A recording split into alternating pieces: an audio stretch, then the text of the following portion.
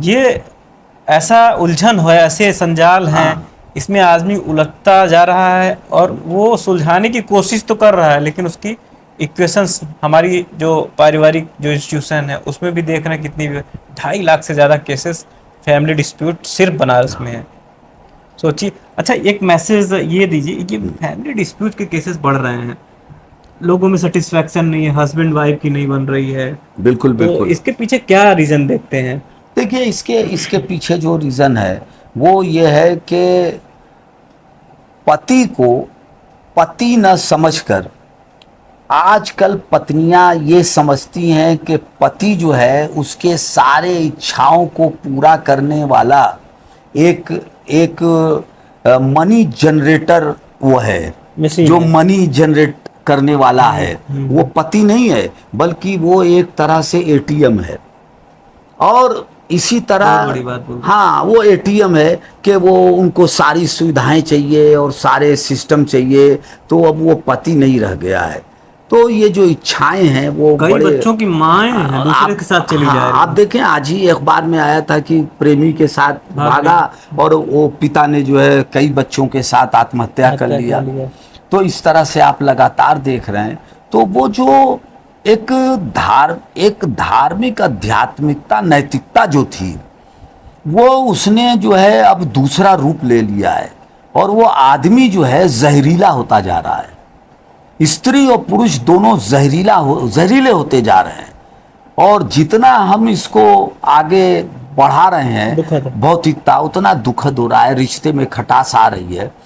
और स्त्री पुरुष की आज़ादी का मतलब जो हम आप देख रहे हैं वेस्टर्न आइडिया, वो वेस्टर्न आइडिया ने भारत में जो स्त्री पुरुष का पवित्र बंधन था, इस बंधन को इसने बाकायदा कमज़ोर कर दिया है। तो इसीलिए फैमिली डिस्प्यूट हो रहे हैं। और इसमें फैमिली के अंदर जो लड़कियों को शिक्षा संस्कार देना चाहिए, वो शिक्षा संस्कार लड़कियों को नहीं दिया जा रहा है। और इसी तरह बच्चों को भी नहीं, लड़कों को भी नहीं दिया जा रहा है। इसीलिए फैमिली डिस्प्यूट्स बढ़ रहे हैं बहुत ज़्यादा। अच्छा, युवाओं को क्या मैसेज देना चाहते हैं? जो आजकल का युवा है, खासकर अगर वो समाज में अपनी जगह बनाना चाहता है, स्पेशली जुडिशरी में जगह बनाना चाहता है, तो उसके लिए क्या आप सोचते हैं?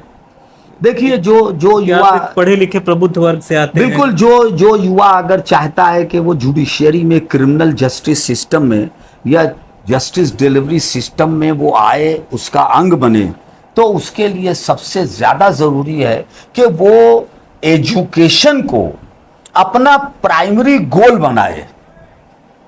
जब तक वो जिसको कहा जाता है ना कि सरस्वती की पूजा कहा जाता है, हाँ।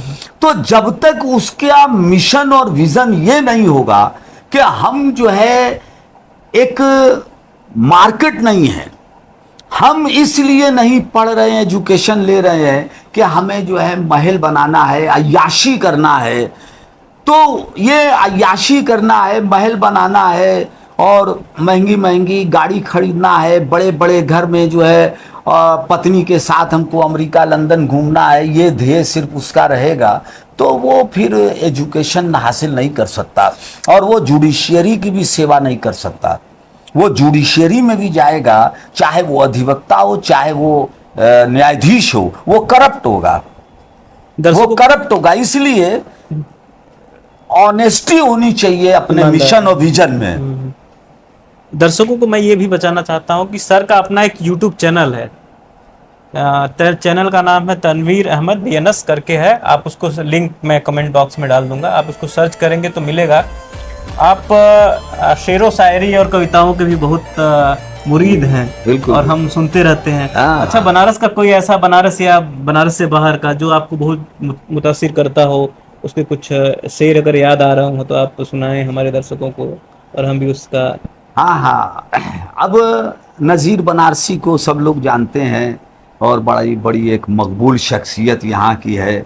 उन्होंने कहा कि सब एक नज़र फेंक के बढ़ जाते हैं आगे, सब एक नज़र फेंक के सब एक नज़र फेंक के बढ़ जाते हैं। बढ़ जाते हैं आगे, और मैं वक्त के शोकेस में चुपचाप खड़ा हूँ। मैं वक्त के शोकेस पे चुपचाप खड़ा हूँ। ये नज़ीर बनारसी ने कहा। बनारसी ने गंगा जमुनी तहजीब पर भी बहुत से शेर कहे हैं। समय मिले तो ये जरूर सब पढ़िए। जी। नजीर बनारसी बनारस के फेमस शायर हैं। हाँ और, बिल्कुल बिल्कुल एकदम। और कोई तो ये सब ये शेर है, और इस तरह से जो है बनारस तो कवियों का और आध्यात्मिक लोगों का यहाँ एक नगरी रही है, तो ये इसीलिए जाना जाता है। और हम तो- चाहते हैं कि बनारस जो है, ये जो बनारस है, काशी है, वाराणसी है, इसकी जो जो आध्यात्मिकता है, इसका जो रस है, वो न खोए।